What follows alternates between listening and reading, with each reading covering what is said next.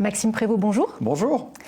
Vous êtes le nouveau ministre des Affaires étrangères belge. Alors, première question, quelle est la position de la Belgique sur d'éventuelles sanctions contre le Rwanda? Nous sommes effectivement extrêmement clairs sur la responsabilité du Rwanda qui, en sous-main, effectivement, veille à nourrir le mouvement M23. À ce titre, nous ne pratiquons pas de double standard. Il y a un agresseur et un agressé.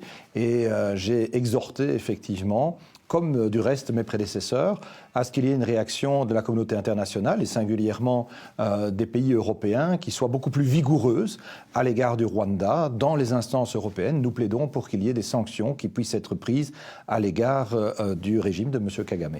Alors au sein des 27, est-ce qu'il y a un front uni ou y a-t-il des réticences ? Mais vous savez, au sein des 27, la décision relative à une sanction doit être prise de manière unanime. Et donc on sent qu'il y a quelques réticences qui sont exprimées. Il faut pouvoir évidemment être cohérent entre la parole et les actes.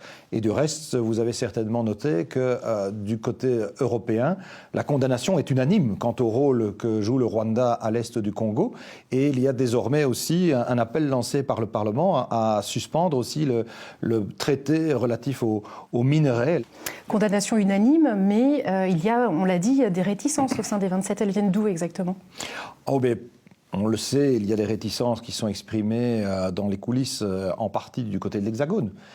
Mais on a aussi d'autres interrogations. J'entends surtout, moi, travailler à convaincre le plus grand nombre de pays. Mais je pense qu'au vu de la situation de violation du territoire et de l'intégrité de la RDC, de sa souveraineté territoriale, nous devrons avoir une réaction beaucoup plus forte que nous ne la connaissons aujourd'hui.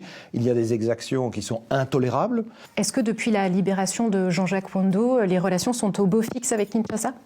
Mais les relations sont bonnes, effectivement. On est très satisfait d'avoir pu clôturer le chapitre relatif à M. Wando. Après, le dialogue franc que nous entretenons avec la RDC est aussi ce qui nous permet de lui délivrer avec la même franchise une série de messages. Et on sait qu'il y a encore de grands progrès à devoir réaliser en termes de gouvernance au niveau de la RDC, dans le système judiciaire notamment, mais pas uniquement. Ce sont des messages que nous adressons évidemment avec beaucoup de transparence aux autorités.